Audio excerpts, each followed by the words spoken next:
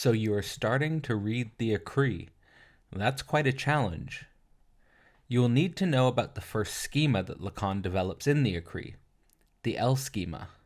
In short, Lacan develops the L Schema to articulate a key transition which makes analysis necessary, a tension between the signifier and the symbolic order, which gets inverted by an imaginary relationship between a specular image and the ego's formation to the object cause of desire. This schema was necessary to institute for Lacan, as well as situated at the very beginning of the Écrits, because it frames his critique of ego psychology, which he thinks freezes analysis in a dualism between specular images of the ego, with the analyst in the position of a normative egoic identification, and thus undermines the central discovery of Freud's unconscious, that of the problems arising due to the nature of the castration complex, and in Lacanian jargon, the non-relation to the empty void of the big other. When you open the Écrits, you will quickly come across the first article titled Seminar on the Purloined Letter, an article inspired by a story written by Edgar Allan Poe, and that Lacan has designed to open us to one of the more important dimensions of his return to Freud.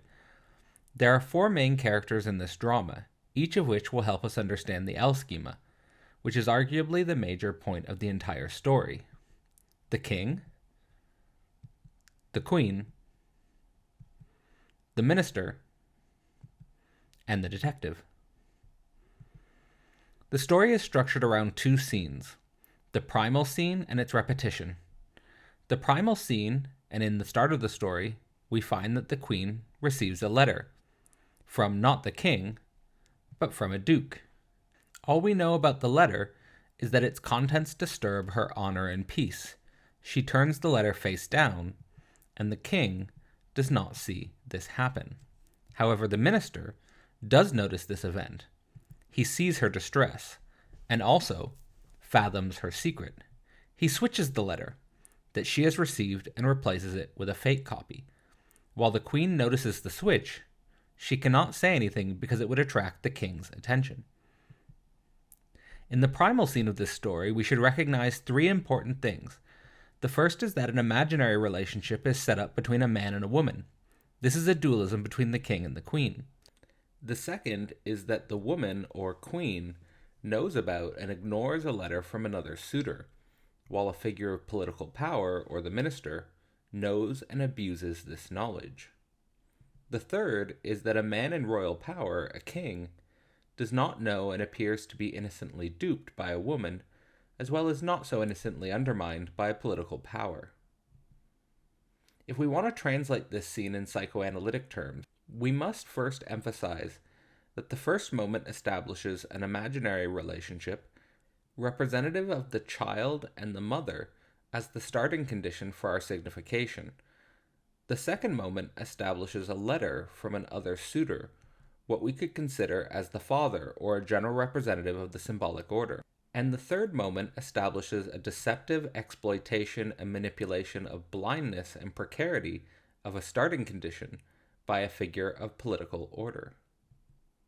In the second scene, what we could consider the repetition of the primal scene, we must introduce another figure, the detective. The detective searches and finds the stolen letter and replaces it with yet another imitation. This imitation letter reads, "Sinister design not worthy of Atreus, it is worthy of Thyestes." This message represents a man being unjustly duped by a sinister agent. In the repetition of the primal scene, we should recognize three important things. The first is that a detective as a figure of truth and justice tricks a minister as a figure of deceptive secular power. The second is that a detective as a figure of truth and justice leaves a death warning for an affair involving carnal knowledge to the minister. The third is that the detective as a figure of truth and justice does not, perhaps cannot, deliver the message back to the blind king, perhaps in order to protect the peace and honor of the woman or the queen. If we want to translate this scene in psychoanalytic terms, we must first emphasize that the first moment involves a truth search which finds the stolen letter. In the second moment, the stolen letter is replaced with an imitation that contains a death warning for exploitation and manipulation of carnal knowledge. And in the third moment, the stolen letter is either not returned or cannot be returned in order to keep the peace and honor of a legitimate authority in social life. This entire story involves both the primal scene and its repetition as being used to illustrate a schema that Lacan wants us to use in order to communicate the importance of his return to Freud. He calls this schema the L Schema. How to read this schema. The first message of the L Schema is that there is a relationship between the barred subject of signification and the other. This relationship is barred due to the establishment of an imaginary relationship between the specular other and the ego, which blocks the subject of signification. As a result, the other's message reaches the subject of signification in an inverted form, upside down, since it has to traverse the impasse of the imaginary relation. Finally, the major point of the L Schema is to demonstrate that there is a fundamental opposition between the subject of significations and the imaginary, ultimately represented by the ego. If we revisit the primal scene in the context of the L Schema, the signifier represents the position of the king. The specular other represents the position of the queen. The ego represents the position of the minister, and the other represents the position of the detective. In this primal scene where the specular other or queen receives a message from someone other than the king, and then has the message stolen by the minister, here we see a moment which represents the subject of the signifier getting caught into an imaginary dualism of ego and other. In the second scene, the repetition of the primal scene, we see the detective in the position of the big other, undermining the ego and holding the secret of the signifier. This message is meant to be a return to the king, but must be delayed. Here, if we translate the story with the L Schema for its psychoanalytic meaning, we have the subject of the signifier as representing the position of the analysand, who is blind to the reality causing his or her symptom, stemming back to the origin in the primal scene, and we have the big other as representing the position of the analyst, who possesses the truth of the signifier.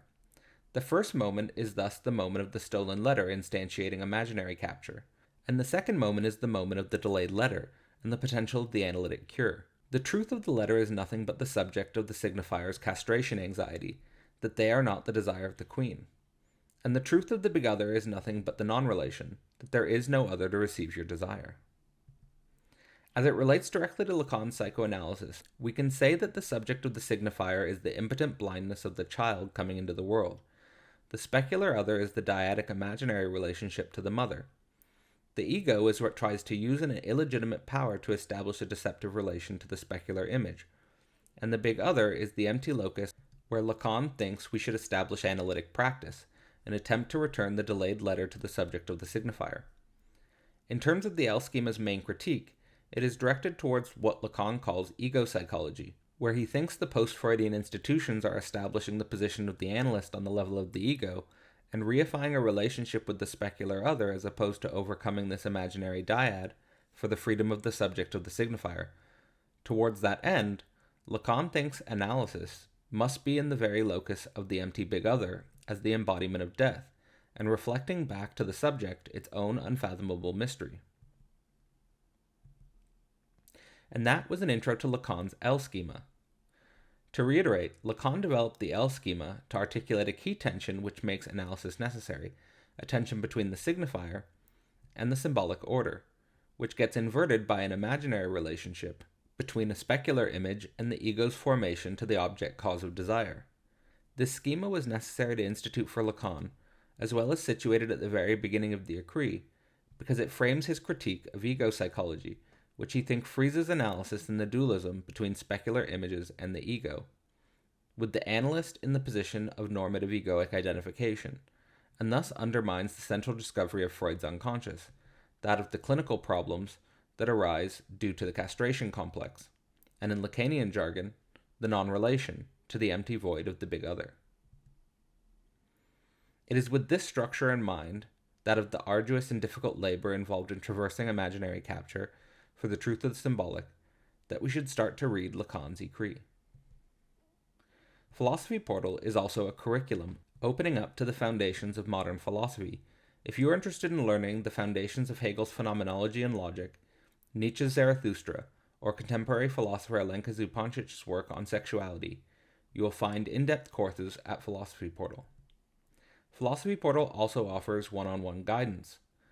where our point is not to change your life, but rather to open a space for the philosophical interpretation of personal life. Philosophy made personal. Philosophy Portal is also becoming an event space. If you become a member, we will be hosting 4 sessions a month throughout 2024. These events will be a great place to meet live guests and discuss with others interested in philosophy about the personal connection between one's own life and thinking. These live events will be recorded and available indefinitely for members. I hope to see you there. For more, check out philosophyportal.online. And thanks for watching.